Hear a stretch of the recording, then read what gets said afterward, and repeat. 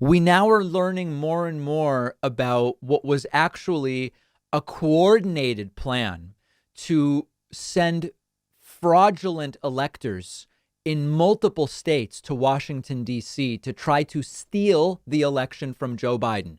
As a reminder, Joe Biden won the election in November of 2020. There was a concerted effort made across a number of different areas to try to steal the election by Donald Trump. We now know that Rudy Giuliani was at the helm of a fake elector plot in 7 states. Rudy may now have legal problems as a result.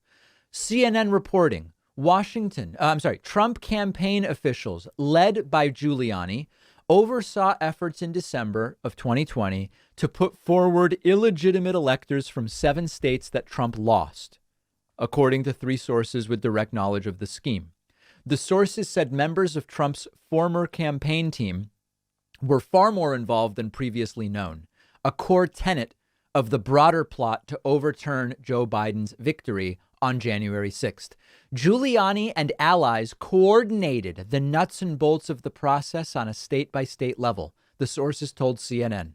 One source said there were multiple planning calls between Trump campaign officials and Republican state operatives, and that Giuliani participated in at least one call. The source also said that the Trump campaign lined up supporters to fill elector slots, secured meeting rooms in state houses for the fake electors to meet on December 14th, and circulated drafts of fake certificates that were ultimately sent to the National Archives. Trump and some of his top advisors publicly encouraged the alternate elector scheme in Pennsylvania, Georgia, Michigan, Arizona, Wisconsin, Nevada, and New York.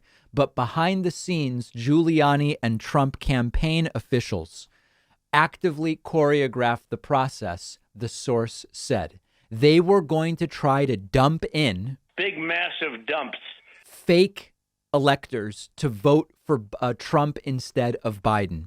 We already knew this. Remember that we actually talked about this not long ago.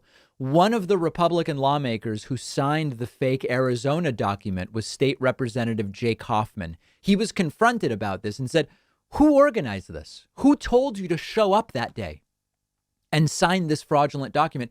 He ran away from reporters. Remember, we looked at this clip. When Bram wants to ask a real question, happy to have a conversation with him. Okay, thank you, sir. Oh, but actually, Richard Willis from the Republic. I had a couple things I was going to ask you about. That being one of yourself as an elector. I'm asking you that question. One, to what authority did you find yourself as an elector? So in unprecedented times, unprecedented action is occurred. There is no case law. There's no precedent that exists as to whether or not an election that is currently being litigated in the courts has due standing, which is why we felt it appropriate to provide Congress and the Vice President with dueling opinions. Did you have direction from anybody in doing this? Was it you 11 yourself doing this, or did someone give you advice on the manner in which you can do it? So I was one of the electors, right? I'm not in charge of the electors, so you would need How to... did you hear about it? You would need to ask the party chair that. How did you hear about the plan? Were you just told to be somewhere? You would need to ask the party chair that question. Right, but you're the person who received the call. You showed up, right? How did you know to show up that day? So as I said, you can go ahead and ask the party chair the logistics of it. Ask her how you got a phone call to go somewhere? You're welcome to talk to them about the logistics. Do you logistics. not know how you arrived at a place? Thank you. I appreciate your Do question. you really not Thank know you so how much. you got a call? Have a great one. The other question, I was hoping to... So this needs to be taken completely seriously. If at the individual level you fill out a fake ballot, sometimes you go to jail. We've seen that happen at the individual level. They tried to steal the whole election, and all of a sudden it's like, well, are we going to do anything about that? Might we file charges? It's a federal crime to interfere with the mail. But if you're the postmaster general, you can sabotage the whole system, make it more difficult to vote by mail, and there's no repercussions. It's common that at the street level, things are punished. And then at the structural level, they are not. Now, all of this goes back to one of the many prongs that they had in place to try to steal the election. One prong was that if there are states that they just won't accept were won by Joe Biden, on January 6th or December 14th, depending on how the plan went, instead of sending only the Democratic electors to D.C.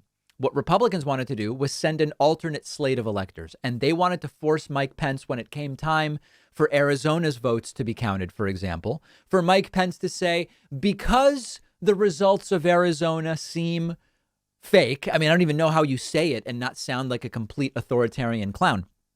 Instead of accepting the Democratic votes from Arizona, we have these other, what's the number, 14, I don't remember, these other electors from Arizona.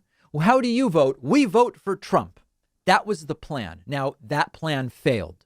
But understand that if they had had different people in place at the state level, if Trump had had the generals with him, as was warned now a couple weeks ago by retired military generals, the outcome could have been different. It's really great that it failed, given how badly it could have gone.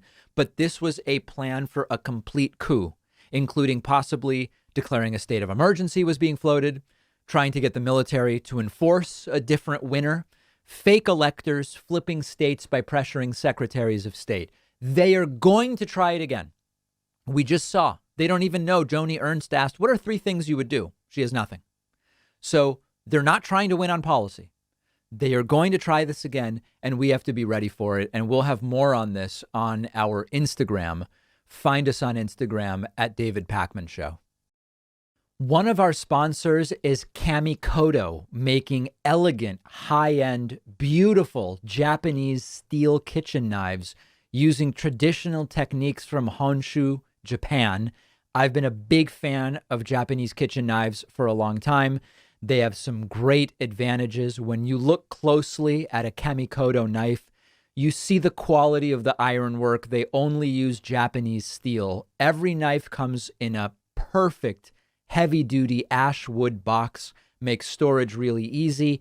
It looks great in your kitchen or drawer. The balance of the knives is just amazing. I've been using them for everything. Every knife comes with a lifetime guarantee. On their website, you can see the complete list of chefs at Michelin star restaurants who use Kamikoto. And through this partnership they're doing with us, Kamikoto is giving you $50 off on top of their other special offers.